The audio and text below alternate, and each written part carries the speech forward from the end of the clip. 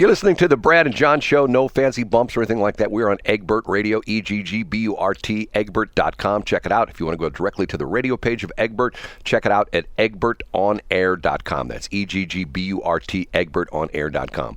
I'm Brad. That's John Combest. You can check out his website at johncombest.com, COMBEST, just like it sounds. One M, not two M's. And he puts all the stuff that pertains to political activity in the state of Missouri every single day since 2001, 22 years now? 2001, October 2001. Crazy. Josh Hawley. Okay, first off, I have an issue with Josh Hawley, and maybe this is going down the... Only one? You only have one issue, Brad? Most of us have several. If you remember, he was elected to Attorney General, and one of his campaign promises was he was not going to use the position as Attorney General as a stepping stone to another government job, right? Which he promptly became the Attorney General, and I think he immediately decided that he was going to run for the Senate, right? That's Absolutely. Issue number one. Do you remember issue number two, the residence issue? Remember this? About living in the claim that he only lives in Virginia and not Missouri. No. This comes back to when he was still in Missouri as Attorney General. Do you know this part of the story? Oh, yeah, about the AG has to live within Cole County. Yes, and Jefferson City is in Cole County, and the state constitution actually says that the Attorney General must live in Cole County.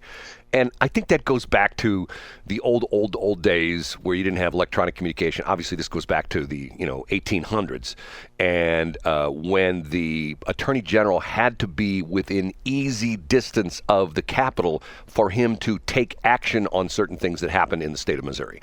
So when Josh Hawley became the AG, he still lived in his house, I believe, outside of Columbia. Wasn't it in Boone County, someplace he lived? Yeah, I think he had a residence in Boone County. Right, and he just refused to move. And he just said, "No, I'm not moving." Okay. Well, you're the Attorney General, and this is the thing that gets me. He's the guy that essentially makes people live up to the law, and he's not living up to the law. Okay? I get it. Yep. So that's number two. Number three is when he was running initially, it's hard to believe. He's coming up for re-election in 2024, isn't he? Correct, yep. Okay, hard to believe that's 5 years ago. Anyway, Shelley Barr and myself, there was an event where he was doing his barnstorming across Missouri, and we went to an event in St. Charles where he showed up at. And I thought it was sort of interesting, and it was interesting to me, but Shelley picked up on him more. He showed up in very tight, skinny jeans, like I'm going like, okay, and what I called, he had pirate shoes on. Now, yeah, you know what I'm talking about with pirate shoes? Yeah. They had like this real square front, and they had like buckles on them, like shiver me timbers. And I mean, they are quite popular. They are. First of all, Conway Twitty sang about tight-fitting jeans, right? And modern TikTokers talk about buckles on shoes. So maybe Josh Hawley was just ahead of these trends. I guess, I don't know. And we were there, and a guy approached us, who was one of his campaign managers. And we told him, hey, we're from these radio stations. We're locally owned and operated. We'd love to have some advertising for. Oh, no problem. We'll get you all sorts of advertising. Give me your card. I'll make sure. We want to take care of local media outlets. Guess how much advertising I got? None. 0. Guess how much advertising I got from Claire McCaskill? None. A whole bunch. No way, really? Yes, a whole bunch from Claire McCaskill. I mean, like to the point where when the campaign was going down to the last couple of weeks, to the point where every day, the last 10 days, every day for 4 days, I would get a new order increasing the number of commercials. And the FedEx man would show up at the door, with all the paperwork filled out. I had to put it in our public access file. And we would go ahead in the computer system and increase the number of commercials. They also sent us some new commercials and a check every day for 4 days in a row. Every single day. Wow. And I got... Now, is this Westplex 107.1? This is on the one we're on right now, KSLQ. Wow. Oh, yeah. Okay, and what was the format back then? Music. Okay, yeah, so like AC Top 100? Yeah, it was aimed at women, Interesting. Well, I mean, obviously that shows that, first of all, Claire McCaskill was clearly very smart to be advertising on KSLQ.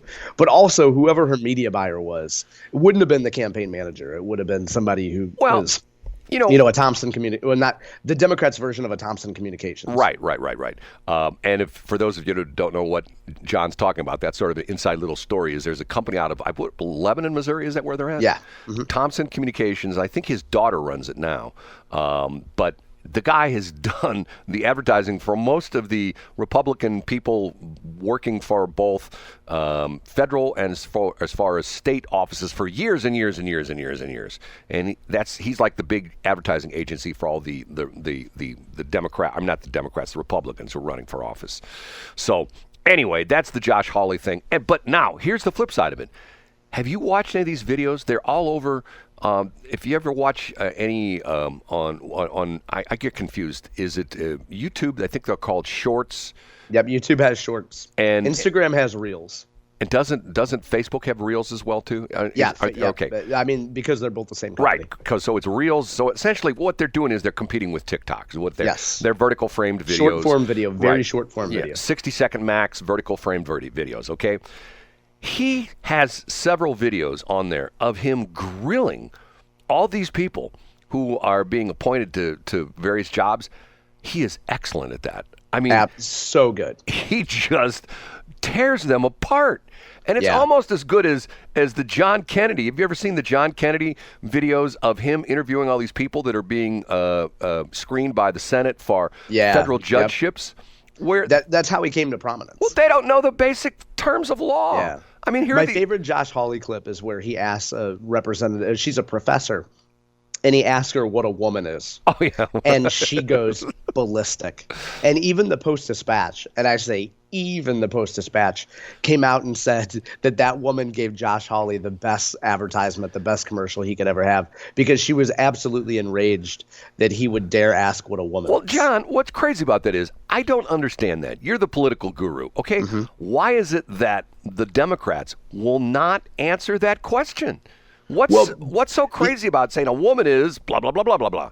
Because if you tell the truth and you speak factually, you're going to upset a very loud and vocal part of your base. And it doesn't matter that here in Missouri, the part of the base may be 1 to 2% of your voters.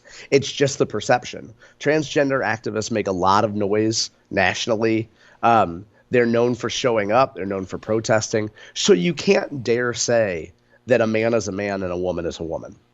But I don't understand that because of the fact that if you take the basis of this may sound weird. Let's sort of do a deep dive in this. If you're LGBTQIA, essentially what you're doing is you're stating you're different than a normal man or woman. Isn't that what you're really saying? Yeah. But the main underlying concept is that gender is a social construct. So Brad, you might have been born with male parts, but you get to decide whether or not you identify as a man or a woman. And I cannot say just because you were born with male parts that you're a man. It's not for me to say that. You get to decide if you're a man or a woman. But once again, I come back to the aspect of why can't they say a woman is a female? I read this somewhere that said the definition is, it's very simple. The woman is an adult female. That's a woman. I mean, adult female, 2 words. All you got to do is, can you define what a woman is? Yeah, it's an adult female.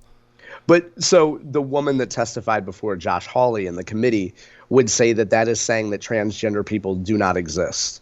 And if you say that transgender people do not exist, then you're essentially wiping them off the map and saying they're not human. But see, that's what I don't understand, because once again, I go back to my point. If you are transgender, means you've switched from one gender to another. So in other words, what is the gender you switched from, and what is the gender you switched to? You know what I mean? Essentially, if you're a transgender woman, that means you used to be a dude, correct? Correct. Yes. And if you're a transgender man, means it used to be a woman.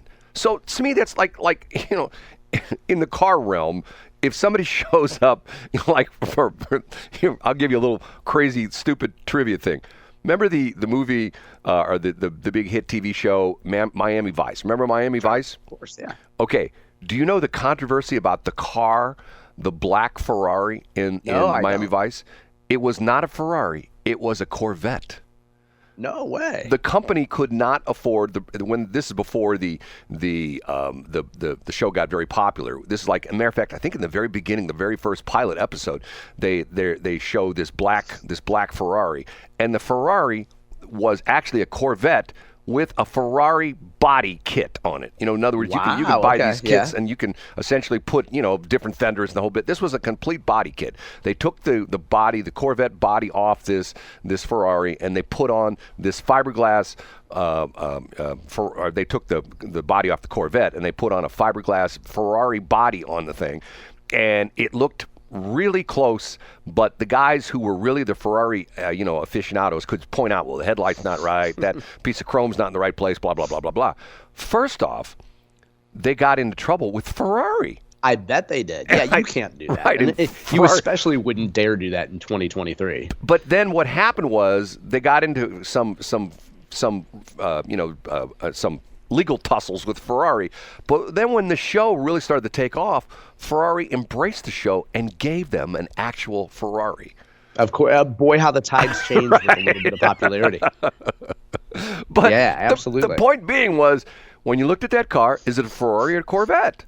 And I know that's sort of crazy with my stupid, analogy. Is it was a Corvette, but now it's a Ferrari.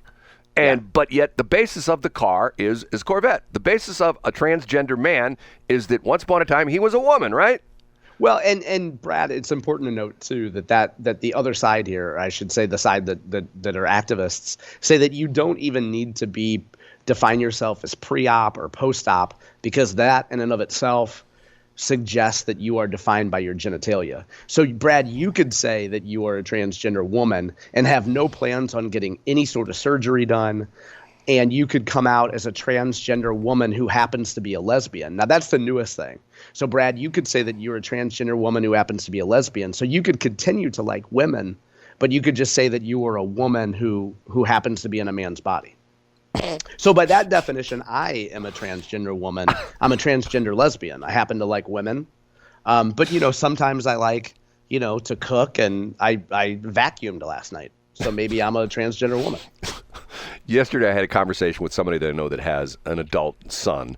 And we were talking about the fact that anybody who has kids, and if you went through it yourself as a kid, if you have a boy and a girl, let's say if you have twins, and they're born on the same day, and it comes to their 16th birthday, the boy's insurance will be astronomically high, and the girl's insurance will not be that high, because they consider once you're under the age of 25 as a male, you are a crazy, weird demolition derby type of driver. Okay, which is true. So I said to her, just have your son tell the insurance company now that he's a woman. Yeah. Because of the fact why not? What are they going to do? By the way, how often do you hear stories of men's groups complaining about the pay disparity of insurance costs and how sexist it is? Well, yeah, but look at the whole thing talk about ageism.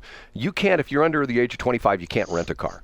Okay. Right. And why is that? Let's say you're a young business executive. Let's say you don't go to college and you graduate from high school at 18 and 19 or 20. You're running your own company. You got clients around the country, and you want to fly into a city and rent a car and go see a client. You can't do that. You got you're out of luck. You're SOL. You know. But why is that? But yet I don't believe that takes. I think it's different for a woman. I think if you're over 21, you can rent a car. I have to check that. But and why is the age 25? We have these arbitrary ages. I know people who are 25 who still, are like kids, and I know people who are 25 who are like sages. They can tell you, how the world used to be, and they can tell you, what it was like living in the 18th century and things like that. You know what I mean? What we do know is that when we have walking fossils who have in the U.S. Senate who have strokes at press conferences and who can barely put a sentence together, that's okay, because there should not be age limits on the U.S. Senate. But we should definitely have age limits on pilots and surgeons, and not allow a 24-year-old to rent a car. Air traffic controller, you know what the date is? The ages of air traffic controllers? I don't. What is it? 56. You're out. No way. That young? Yep, 56. You're gone. Wow. Yeah. Okay. But as my dad would say, Brad, who wants to live to be 56? I mean, who wants to be that old? Yes. We have to take a break at 7:40.